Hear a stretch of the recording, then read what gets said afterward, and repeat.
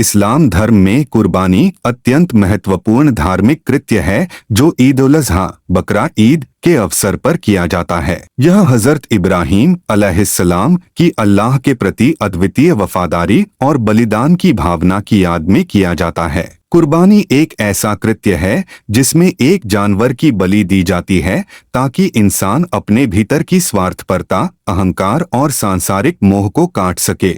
परंतु एक अहम प्रश्न यह उठता है कि कुर्बानी कौन दे सकता है? क्या हर मुसलमान पर यह फर्ज है? क्या बच्चों पर भी कुर्बानी वाजिब है? इस्लामिक शरीयत में किन शर्तों को पूरा करने के बाद किसी पर कुर्बानी वाजिब होती है? इस निबंध में हम इन सभी प्रश्नों का विस्तृत उत्तर देने का प्रयास करेंगे और साथ ही कुर्बानी से जुड़ी प्रमुख शर्तों, अहकाम और जिम्मेदारियों को भी समझने की कोशिश करेंगे।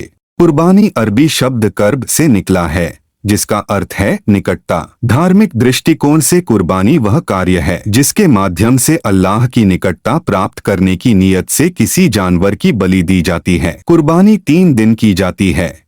1 10वां जिलहिज्जा ईद उल अज़हा का दिन, 2 11वां जिलहिज्जा, 3 12वां जिलहिज्जा। बकरा ईद की शुरुआत एक बहुत ही प्रेरणादायक और मार्मिक घटना से जुड़ी हुई है जो हजरत इब्राहीम और उनके पुत्र इस्माइल से संबंधित है। सबसे पहली और जरूरी शर्त यह है कि कुर्बानी देने वाला व्यक्ति मुसलमान होना चाहिए। गैर मुस्लिमों पर यह आदेश लागू नहीं होता। 2 मुकल्लफ, समझदार और बालिग होना। इस्लाम में कुर्बानी केवल उस पर वाजिब है जो बालिग वयस्क हो यानी जिसने शारीरिक रूप से जवानी की दहलीज पार कर ली हो। अक्लमंद, समझदार हो यानी जिसे अच्छे बुरे की पहचान हो। इसलिए छोटे बच्चे, मानसिक रूप से विक्षिप्त लोग या नाबालिगों पर कुर्बानी फर्ज नहीं होती। अगर कोई व्यक्ति सफर यात्रा में है यानी मुसाफिर है शरीयत के अनुसार तो उस पर कुर्बानी वाजिब नहीं होती। मुकीम से तात्पर्य है कि वह व्यक्ति अपने घर में हो और किसी सफर पर न हो।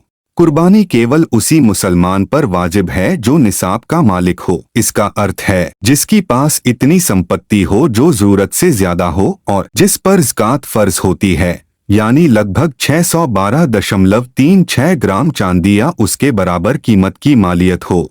लेकिन कुर्बानी के लिए उस पर 1 साल गुजरना जरूरी नहीं है जैसा कि ज़कात में होता है। अगर किसी व्यक्ति के पास कुर्बानी के 3 दिनों में इतनी संपत्ति हो तो उस पर कुर्बानी वाजिब हो जाती है। कुर्बानी किन पर वाजिब नहीं है? 1 गैर मुस्लिम, 2 नाबालिग बच्चे, 3 दीवाना पागल, 4 मुसाफिर यात्रा में रहने वाला व्यक्ति, 5 गरीब और बेसहारा लोग जो निसाब के मालिक नहीं हैं। घर में कितने लोगों को कुर्बानी देनी चाहिए? यह एक आम सवाल है कि अगर किसी घर में माता पिता बालिग बेटे बेटियां रहते हैं तो क्या एक जानवर की कुर्बानी पूरे घर की तरफ से काफी है? इसका जवाब है हर उस बालिग, समझदार और मालदार व्यक्ति पर कुर्बानी वाजिब है जो ऊपर बताए गए मापदंडों को पूरा करता है। यदि एक घर में पति पत्नी दोनों ही निसाब के मालिक हैं तो दोनों की ओर से अलग अलग कुर्बानी देना आवश्यक है। पति और पत्नी दोनों निसाब के मालिक हैं, दोनों पर अलग अलग कुर्बानी वाजिब है।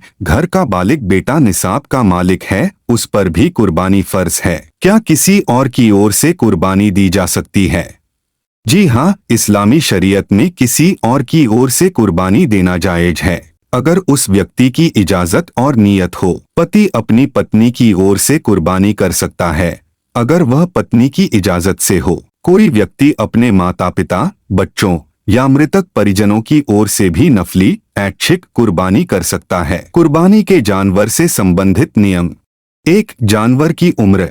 बकरी दुम्बा मेंढा कम से कम 1 वर्ष का, गाय भैंस कम से कम 2 वर्ष का, ऊंट कम से कम 5 वर्ष का। 2 जानवर में कोई दोष न हो। आंख से अंधा या बहुत कमजोर जानवर नहीं चलेगा। लंगड़ा, कानकटा, पूंछकटी या बीमार जानवर से कुर्बानी नहीं हो सकती। 3 साझेदारी। शेर, ऊंट और गाय में अधिकतम 7 लोगों की साझेदारी हो सकती है। बकरी दुम्बा मेंढा में केवल एक व्यक्ति की कुर्बानी होती है। कुर्बानी केवल एक परंपरा नहीं है बल्कि यह अल्लाह की राह में अपनी इच्छाओं, लालच और स्वार्थ का बलिदान देने की प्रतीकात्मक प्रक्रिया है। इसका मकसद यह है कि इंसान खुद को झुकाकर ईमान और अल्लाह की बंदगी में खुद को समर्पित करे। इस्लामी शरीयत में कुर्बानी के गोश्त को 3 हिस्सों में बांटना सुन्नत है। एक हिस्सा गरीबों और जरूरतमंदों को। 2 एक हिस्सा रिश्तेदारों दोस्तों को। 3 एक हिस्सा अपने घर के लिए। कुछ विशेष बातें और भ्रम। 1 क्या औरत पर कुर्बानी वाजिब है?